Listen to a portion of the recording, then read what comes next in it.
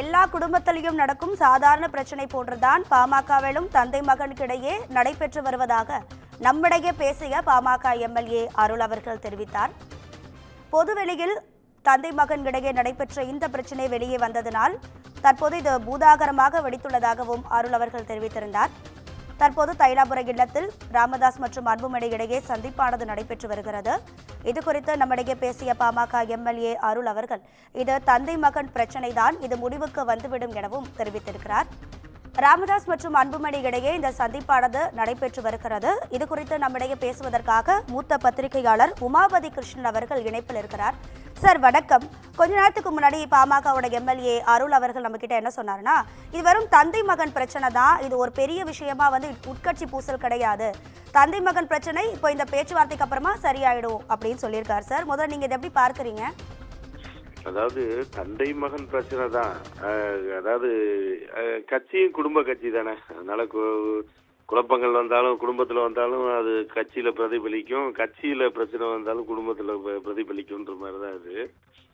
சரி, ஒரு வழியா அவர்கள் குடும்ப பிரச்சனை தீர்ந்தது அப்படின்னு தான் நம்ம பார்க்க முடியுமே தவிர இதை ஒரு இதாக பார்க்க முடியாது. ஆக்சுவலாக பார்த்தீங்க அப்படின்னா இந்த பிரச்சனை இந்த இது ரெண்டு பேருக்கு அப்பாவுக்கு மகனுக்கு ஏற்பட்ட பிரச்சனையின் காரணமாக பல்வேறு அவர்கள் குடும்ப விஷயங்கள் தான் வெளியில வந்ததுக்கு அவர்களுக்கு தான் அது மைனஸா போச்சே தவிர இதனால இந்த நன்மையும் அவர்களுக்கு நடைபெறல அப்படின்னு தான் நம்ம பார்க்க முடியும்.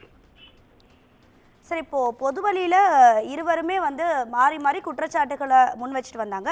இப்போ இந்த மோதல் நீடித்து வந்த நிலையில இப்போ இந்த பேச்சுவார்த்தை அப்படிங்கிறது திடீர்னு நடைபெறுது. இது முடிஞ்சதுக்கு அப்புறம் செய்தியாளர் சந்திப்பு அப்படின்னும் தகவல் வெளியாகி இருக்கிறதே சார். இப்போ இந்த திடீர் பேச்சுவார்த்தைக்கு என்ன காரணமா இருக்கும்னு நினைக்கிறீங்க? அதாவது இதெல்லாம் கால கொடுமைன்னு தான் நம்ம பார்க்கணும். என்ன அப்படின்னு பாத்தீங்கன்னா, அப்பா அம்மானும் போடுற சண்டைய நம்ம இந்த தமிழகமே வேடிக்கை பார்த்துட்டு இருக்கு. அவர்கள் கட்சிக்காரர்கள் இதை வேலையை விட்டுட்டு இந்த 10 நாளா இவர் கூப்பிடுறாரு நீ இங்கே போறது, அவர் கூப்பிடுறாரு நான் இங்கே போறது அப்படின்ற மாதிரியான ஒரு இழிநிலை தான் ஏற்பட்டு கொண்டிருந்தது. இதோட இவங்க ஏன்னா பலதரப்பட்டவர்கள், 2 பேருமே படித்தவர்கள், 2 பேருமே மருத்துவர்கள், பல்வேறு தரப்பினர் இந்த பஞ்சாயத்துல வேறு மாற்று கட்சியினர்லாம் இப்போ ராமதாஸ் அவர்களையும் பேசி இவர் அன்புமணி அவர்களையும் பேசி ஒரு வழியா அவர்கள் இதை புரிந்து கொண்டார்கள் என்பதே ஒரு பெரிய விஷயமா இருக்கு.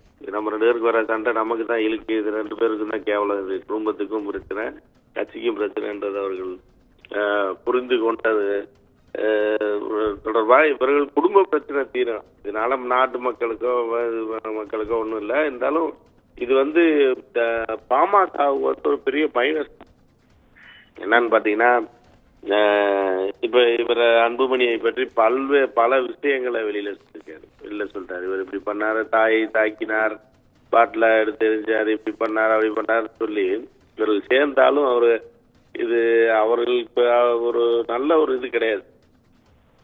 கட்சியில இது ஒரு மைனஸ் தான்.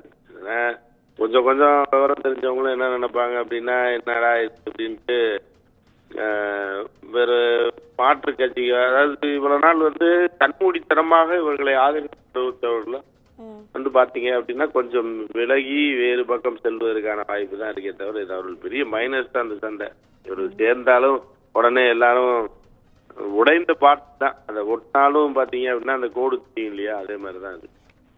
இல்ல சார், இப்போ அன்புமணி அவர்கள் நான் தான் தலைவர் அப்படின்னு தனியா நடத்தின அந்த கூட்டத்திலையும் அவர் சொல்லியிருந்தார். அதே மாதிரி ராமதாஸ் அவர்களும் தனித்தனியா கூட்டம் 2 பேருமே நடத்தினாங்க. அப்படி நான் தான் தலைவர் அப்படின்னு அன்புமணி அவர்கள் சொல்லிட்டு வந்த நிலையில இப்போ திடீர்னு இந்த சந்திப்பு அவரே போய் சந்திச்சிருக்காரு, இல்லத்துல போயிட்டு ராமதாஸ் அவர்களை சந்திச்சிருக்காரு, சமாதான பேச்சுவார்த்தைக்கு இது ஒரு ஆரம்பம் அப்படின்னு சொல்றாங்க. இது சமாதான பேச்சுவார்த்தை எல்லாம் கிடையாதுமா. இது என்னன்னா போய் சந்திச்சு போய் சேர வேண்டியதுதான் அப்பா அம்மாவும், வேற இதுல என்ன சமாதானம் வேண்டியது? இதுன்னா ஒரு பெரிய ரஷ்யாவுக்கு அமெரிக்காவுக்கு நடக்கக்கூடிய பேச்சுவார்த்தையா இல்ல உக்ரைனுக்கு ரஷ்யாவுக்கு நடக்கக்கூடிய பேச்சுவார்த்தையா? இது குடும்ப சண்டை. இதுல இவ்வளவு நாள் இது ஒரு பெரிய ஒரு செய்தியாகனா இப்ப காமெடி செய்தியாக சீரியஸான செய்தியாக யாரும் பார்க்க அப்படிதான் அது போயிட்டு இருந்தது. இப்ப அவர்கள் சேர்ந்துட்டாங்கன்னா அவங்களுக்கு நல்லது, இன்னும் இழுத்துட்டாங்கன்னா இன்னும் அது. இப்போ என்ன அப்படின்னு பாத்தீங்கன்னா அது கட்சி, அது குடும்ப கட்சின்ற மாதிரி தானே ஆயிப்போச்சு. இப்ப மனைவி எம்பி கேண்டிடேட்டு, அவர் கட்சி தலைவர், அவர் நிறுவன தலைவர், இப்படின்னு சொல்லி இருக்கிறவங்க சுத்தி இருக்கிறவங்க குழப்பம் அடைய வைத்து கட்சியில இருக்கிறவங்க விசுவாசமா நீண்ட காலமாக கட்சியில இருந்த டி.கே. மணி போன்றவர்கள் ஆரம்பத்துல இருந்து இருக்காங்க. பூதாரகன் போன்றவர்கள் இன்னும் பலரும் ஆரம்ப காலகட்டத்தில் இப்ப டி.கே. மணிலாம் கட்சி தொடங்கிய நாள்ல இருந்து இருக்காரு. இப்ப அவர்களுக்கெல்லாம் ஒரு மன உளைச்சலை தான் இந்த தந்தை மகனும் கொடுத்திருக்காங்க அப்படின்னு பார்க்கலாம். அவர்களுக்கு இந்த இவருக்கு மேல இருக்க ஒரு அந்த ஒரு என்ன ஒரு மரியாதையை இழந்திருப்பாங்க. என்னடா இப்படி பண்றாங்க ரெண்டு பேரும் அப்படின்னு அப்பா அம்மான்னு சொல்லிட்டு இவர்கள் பிரச்சனை இவர்களே ஒண்ணும் இல்லாத பிரச்சனை இது இவர்களே புரிந்து கொள்ளவில்லை. இவ்வளவு பேர் பஞ்சாயத்து வைத்தும் புரிந்து கொள்ளவில்லை. இன்றைக்கு அன்புமணி இருக்காரு அப்படிங்கும்போது அது அவர்களுடைய கட்சிக்காரர்கள் பொறுத்த அளவுக்கு ஒரு வரவேற்கத்தக்க விஷயமா தான் பார்ப்பாங்களே தவிர பொதுமக்களுக்கு இது ஒரு காமெடி ஆயிடுச்சு. இந்த சண்டை மோதல் இது சீரியஸா யாரும் பார்க்கலாம். அந்த மாதிரியான ஒரு நிலை தான் இருக்கு. இன்னொரு விஷயம் என்னன்னா இவர்கள் சேரலைன்னா இப்போ தேர்தல் ஜுரம் தொத்தி கொண்டிருக்கிறது தமிழ்நாட்டுல கூட்டணி பேச்சுவார்த்தைகள் எல்லாம் துவங்கி இருக்கு அப்படின்னு பார்க்கலாம். ஒரு வருஷம் இன்னும் இருந்தாலுமே இப்போதே அதற்கான ஆயத்த வேலைகள்லாம் நடந்து கொண்டிருக்கும் போது இவர்கள் சண்டை போட்டுக்கிட்டு இருக்காங்க அப்படின்னா என்ன முடிவு எடுக்கிறதுன்னு தெரியாம இவர்களுக்கு பெரிய இழப்பு. இப்ப கூட பாத்தீங்க அப்படின்னா இவர்கள் ரெண்டு பேரும் ஒன்னா இருந்திருந்தாங்கன்னு வைங்க, அதிமுக ஒரு எம்பி இடத்தை இவர்கள் வாங்கி இருக்கலாம். இப்ப அது இப்ப அதிமுக ஏன் வந்துருச்சு அப்படின்னா யாருக்கு இது பண்றது? அப்பாவை சொல்றதுக்கு இது பண்றதா, மகனுக்கு இப்ப மகனுக்கு கொடுத்துட்டாங்கன்னு வைங்களேன். Okay sir. ஒருவேளை இவர் மகன் கேட்கக்கூடிய கேட்கிறாருன்னு வைங்க, கொடுத்துட்டாங்க அப்படின்னா ராமதாஸ் யாருக்கு கொடுத்தீங்க அப்படின்ற மாதிரி. அப்போ இருவரும் அந்த பிரிஞ்சு இருக்கிறதுனாலதான் அந்த மாநிலங்களவை சீட்டு இப்ப பாமகவுக்கு கிடைக்கல அப்படின்னு சொல்ல வரீங்களா சார்? நிச்சயமா. ஏன்னா இவர்கள் அந்த கூட்டணியில போய் சேர்வது உறுதி. ஏன்னா திமுக இவர்களை இப்ப சேர்ப்பதும் கொஞ்சம் கடினமான ஒரு விஷயம் தான். அரசியல்ல அவர்கள் திமுக ஒரு இயற்கையான கூட்டணியா இருக்காது. ஏன்னா இவங்க ரெண்டு பேருமே அப்பா பையன் ரெண்டு பேருமே என்னன்னு பாத்தீங்கன்னா ஒரு டாமினேட்டிங் கேரக்டர்ஸ்.